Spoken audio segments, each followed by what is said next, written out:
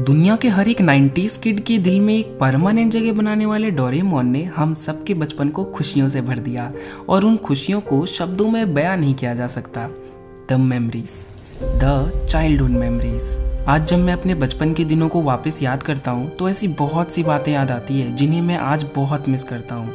और उन सभी चीज़ों में एक सबसे बड़ी चीज़ थी टीवी में कार्टून्स और एनीमे देखना। हाँ, तब हम बच्चे थे साहब, एनीमे क्या होता है इससे कोई मतलब तो नहीं था। बस हर एक एनिमेशन को कार्टून समझते थे और टीवी चालू करके देखते ही रहते थे और सिर्फ देखते ही रहते थे। बाहर की दुनिया से कोई मतलब ही नहीं था जी। शायद आपको पता होगा, मैं जब छोटा था तो मेरे टीवी में सिर्फ 2 ही चैनल थे, Disney channel and Disney XD. तो होता क्या था, स्कूल से आओ, रिमोट लेके डिज्नी चैनल लगा के बैठ जाओ और डिज्नी चैनल वाले भी एक ही शो दिखाते थे, डोरेमोन। सच में यार, डोरेमोन के हर एक एपिसोड को देखकर मजा आ जाता था। बट मैं आपको ये सब क्यों बता रहा हूँ, वो इसलिए क्योंकि जब से डोरेमोन इंडियन टीवी पर एयर होना स्टार्ट हुआ है तब से लेकर आज तक बहुत कुछ बदला है। एनिमेशन क्वालिटी तो बदली ही है, जो कि अच्छी बात है, पर हिंदी डबिंग आर्टिस्ट भी बदल चुके हैं, जो कि मेरे अकॉर्डिंग बिल्कुल भी अच्छी बात नहीं है। तो मैं आपको बताऊंगा कि डोरेमोन के साथ क्या हुआ है। और हाँ, क्योंकि डोरेमोन की most awaited movie stand by me Doraemon 2 originally Japan में रिलीज हो चुकी है, तो आपको ये भी जानना होगा ना कि ये मूवी इंडिया में कब आएगी और आप हिंदी में कब देख पाओगे, है ना। तो ये सारी चीजें आज हम इस वीडियो में जानेंगे।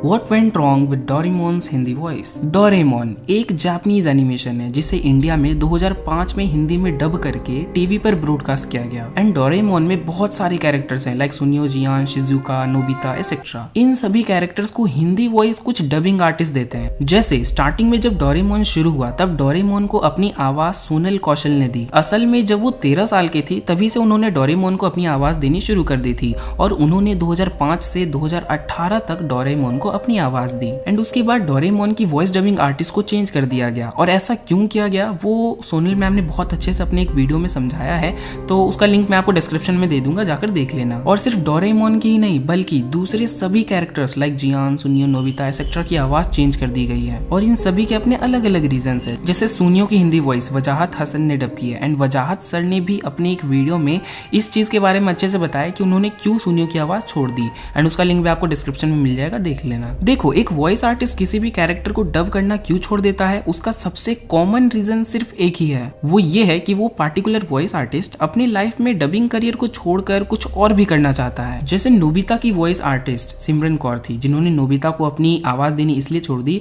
क्योंकि उन्हें एक्टर और मेरे ख्याल से एंकर बनना था। एंड ये तो सिर्फ एक एग्जाम्पल है, ऐसे और भी कई एग्जाम्पल्स आपको देखने को मिल जाएंगे। और सच ही है, एक इंसान पूरी लाइफ सिर्फ एक चीज तो नहीं कर सकता ना, उसका जिसमें इंटरेस्ट होगा वही चीज वो करेगा। जैसे आज मैं YouTube पर वीडियोस बनाता हूँ तो इसकी क्या गारंटी है कि मैं अपने पूरे लाइफ YouTube पर वीडियोस ही बनाता रहूंगा, क्योंकि मेरा इंटरेस्ट कहीं और लग गया तो मैं वही चीज करूंगा ना। फिर YouTube के लिए टाइम नहीं मिल पाएगा तो मैं वीडियोस नहीं बना पाऊंगा एंड फाइनली YouTube छोड़ दूंगा। लेकिन चलो वो तो बात की बात है, अभी आप टेंशन मत लो क्योंकि अभी तो मैंने YouTube की शुरुआत ही की है। बाकी बुरा तो मुझे भी लगा कि डोरेमोन के सारे कैरेक्टर्स की वॉइस चेंज कर दी गई है, बट ठीक है, जो बच्चे अभी छोटे हैं उन्हें इससे ज्यादा कुछ फर्क नहीं पड़ेगा। फर्क पड़ेगा तो सिर्फ उनको जिन्हें डोरेमोन के ओल्ड वॉइस की आदत पड़ चुकी थी। एंड वो कोई छोटा बच्चा तो होगा नहीं, बड़ा हो चुका होगा, है ना। और बड़े होने का मतलब ये है कि आप बच्चे नहीं रहे, क्योंकि कार्टून्स बच्चों के लिए होते हैं ना कि बड़ों के लिए। इसीलिए यदि आप 18+ हो चुके हो तो अपने लाइफ के बारे में सोचो, कार्टून्स के बारे में नहीं। सो यही एक मैसेज है जो मुझे आपके साथ शेयर करना था। और इसके साथ साथ एक डोरेमोन से रिलेटेड सबसे बड़ी न्यूज ये भी है कि डोरेमोन की स्टैंड बाय मी मूवी का पार्ट 2 जापान में 20 नवंबर 2020 को रिलीज हो चुका है एंड वर्ल्ड लेवल पर इस मूवी को फरवरी 2021 को रिलीज किया जाएगा। एंड इंडिया में भी इस मूवी को फरवरी में रिलीज हो जाना चाहिए, और यदि ऐसा नहीं होता है तो आपको 1-2 साल का वेट करना पड़ सकता है। और इसके साथ साथ जो लोग स्टैंड बाय मी डोरेमोन 2 को ऑनलाइन देखना चाहते हैं उनके लिए एक बात कि अभी ऑनलाइन सिर्फ ट्रेलर ही मिलेगा, मूवी बिल्कुल भी नहीं मिलने वाला, चाहे आप 50 VPN लगा लो। बट यदि आप चाहते हो कि ये मूवी जल्द से जल्द इंडिया में आए तो उसके लिए आप नेटफ्लिक्स की हेल्प ले सकते हो। यदि ये मूवी लीगली नेटफ्लिक्स इंडिया पर रिलीज हो जाएगा तो इलीगल तरीके से तो हम सब जुगाड़ू है ही। मैंने नेटफ्लिक्स कस्टमर सपोर्ट से बात की थी, जो कुछ ऐसी हुई।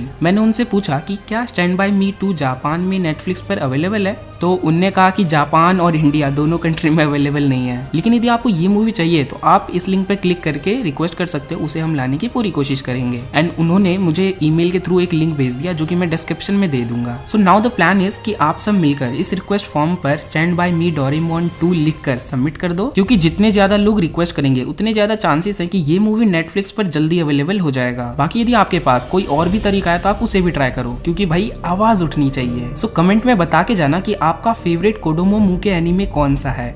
मेरा तो ऑल टाइम डोरेमोन है, जो कि हमेशा था, है और रहेगा। यदि आपको मुझसे पर्सनली कुछ पूछना हो तो आप मुझे इंस्टाग्राम आईडी animation_vibes पर डायरेक्ट मैसेज कर सकते हो। So that's all for the day. This is Raja signing off.